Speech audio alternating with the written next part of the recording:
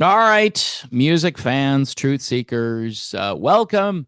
Harmless Dave here on the Harmless Dave channel, talking about something rather uncomfortable in this particular episode. Michael Tait back in the news, and it's just getting worse. Um, but doing what I do in real time for a few real people just like you there and just like me here. So, the allegations against Michael Tait get worse. And the news media is kind of gleeful in the way that they're covering this because they're really happy that someone in the Christian world has fallen. This article from Yahoo News is written by someone named May, M-E-Y, Rude, R-U-D-E. And I'm not making that up. May Rude. And I would say May Rude might be a little bit rude, especially toward the end of this. Um, and written like he's one of the biggest stars in Christian rock. Well, not anymore, but okay. Tait, formerly a lead singer for the popular Christian bands DC Talk and Newsboys, was previously accused by 6 men of assault. Now, 2 more have added their accusations, according to The Guardian. Jason Jones, the founding member or manager, rather, of the band Evanescence, told The Guardian that he was fired from the band after he spoke out about his alleged encounter with Tait. Okay. He's the manager, right? So they're going to fire the manager because he was going to tell people about his alleged encounter? This gets kind of weird, and I'm not saying Tait didn't do this stuff. Again, these are all allegations, so you have to preface everything by saying it's alleged. Jones met Tait in the 90s, and the musician helped him and Evanescence get meetings with record labels, producers, and venue owners. During this time, Jones alleges that Tait would take him out drinking and smoking marijuana and confessed that he was living a double life as a closeted gay man. So Jones knew this stuff, supposedly, allegedly, and apparently Tait shared this with Jones. All right. He alleges that in 1998, he was drinking at Tait's house when he felt tired and was told to go to sleep in Tait's bedroom. He then says he woke up sometime later with Tait performing a certain activity upon him.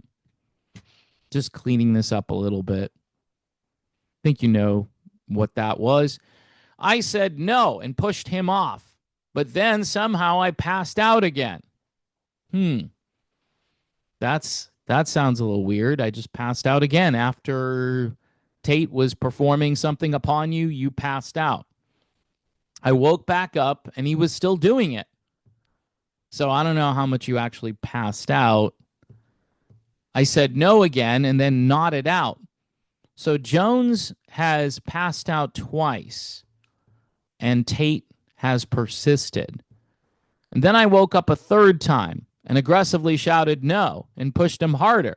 It was then he left me alone. So the story sounds a little weird, right? I'm not saying I don't believe this story, but it does sound kind of weird. Jones believes that Tait had drugged him, which would explain the passing out. So why wait 30 years or so to go public? 1998, do them. It was all right, 27 years. So you waited 27 years. Stuff came out, so now I'm going to come forward here. You got fired. If you got fired from Evanescence, why didn't you come forward then and tell everybody? Ben Moody, who's a co-founder of the band Evanescence, says he does recall Jones telling him about this, but that he thought it was consensual. He also denied that Jones was fired for speaking out against Tait. Oh, okay. So this other guy contradicts the entire story.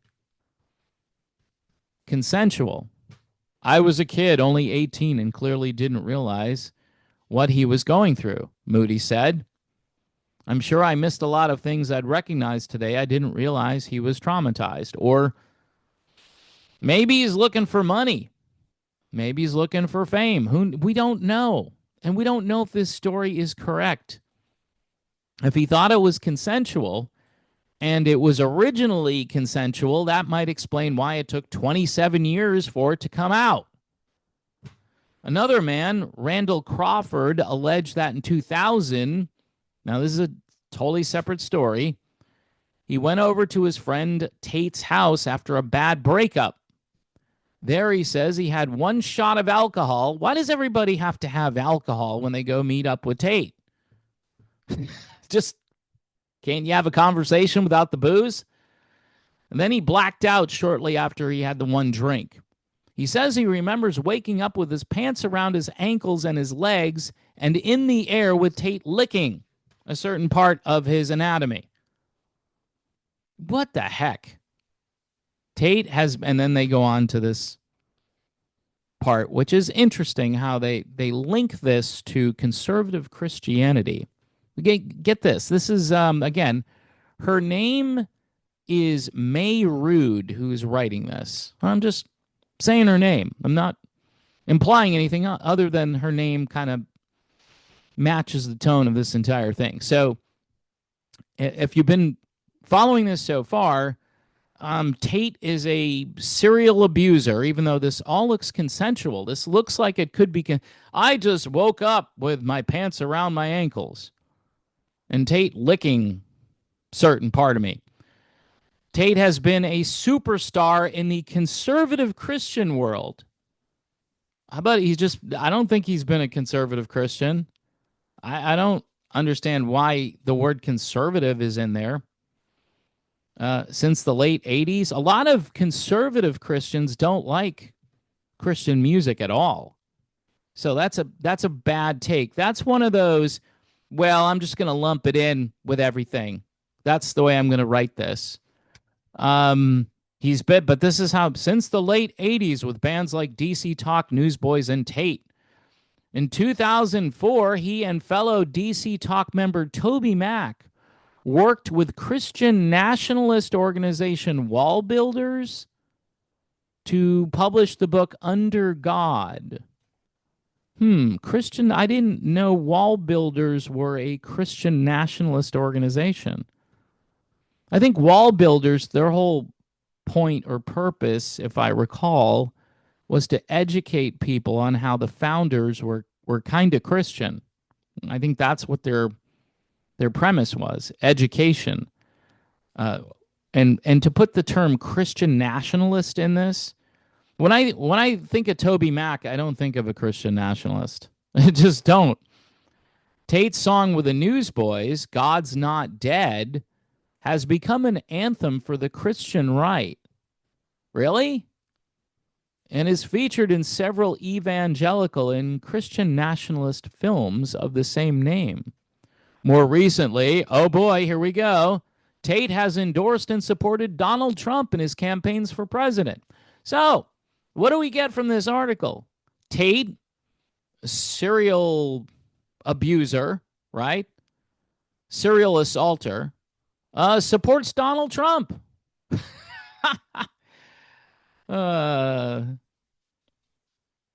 In June, Christian news site The Roy's Report dropped a bombshell story alleging that Tait has been accused of assault, grooming, and substance abuse. Grooming?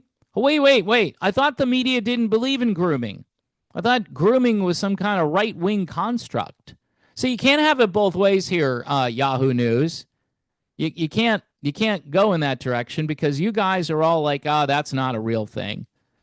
Grooming, that's not a thing. No. So it's okay to use this in the context where you blame what? Donald Trump because he supports Trump? Oh, man. He's endorsed and supported Donald Trump in his campaigns for president. Yeah. What does this have to do with anything, really? Now, they did publish Tait's confession, which I thought was really good. A lot of people believe there's really no way you can just confess something and have everything fixed, and that's not the point either. Um, if there is assault here, Tait needs to go to jail, face the consequences, whatever that looks like. This kind of looks like people are piling on a little bit, and people may originally have thought, hey, this was just two dudes hooking up, which, um, and I think that's probably what this could have been because it took 27 years for this to become a headline. And of course, Yahoo News somehow trying to conflate these things and say it's because of Christian nationalism. Christian nationalism. That's what caused all of this. No. This guy actually fits more in the other camp, quite honestly. And what about this grooming thing? I thought you guys didn't believe in grooming. I thought that wasn't a thing.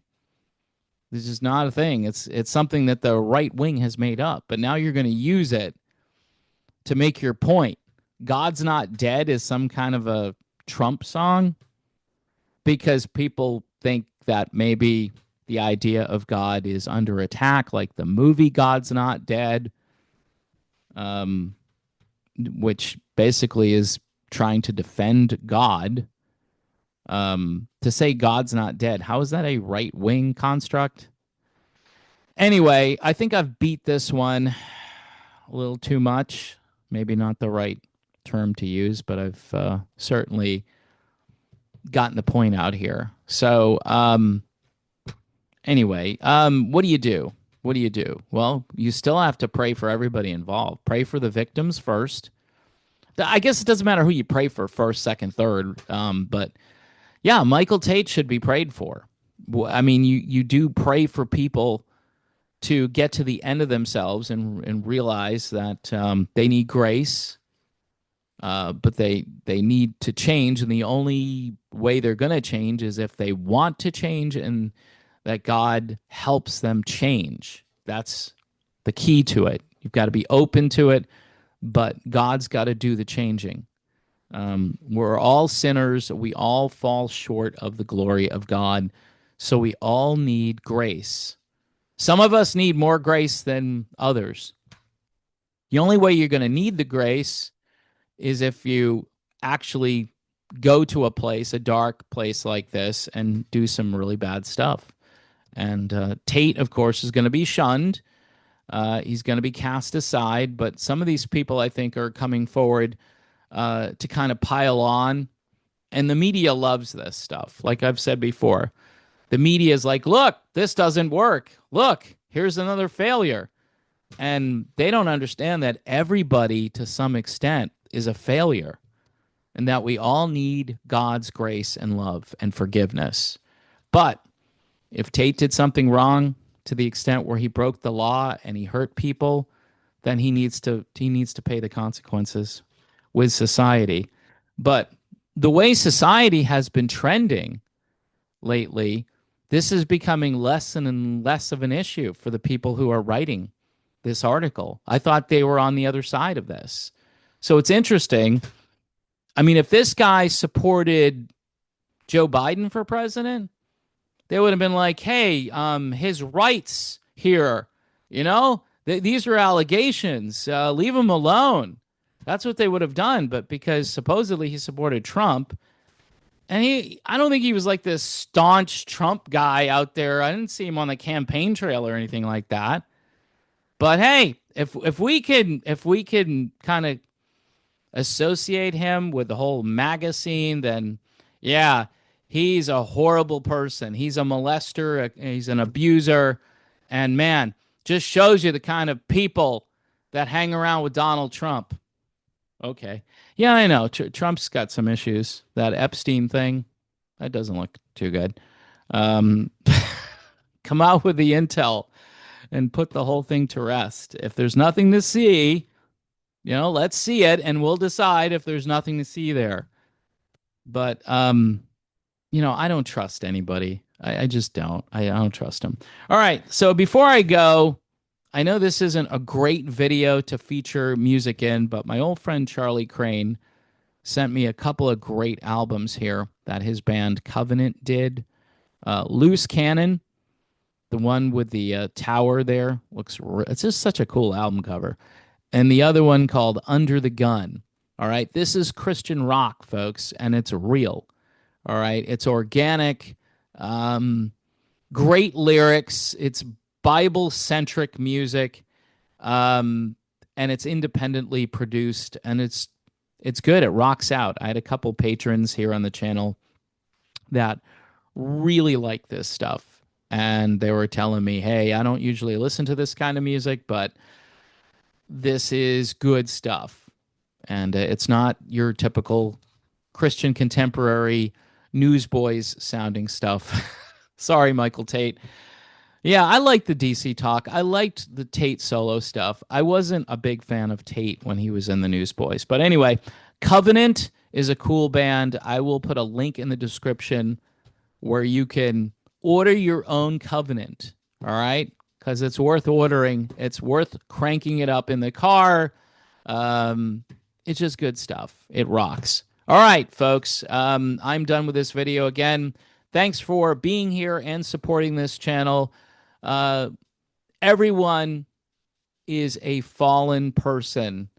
The Bible says that none of us are worthy and that we all fall short. That's why we need a Savior. And his name is Jesus. And without him, there is no hope.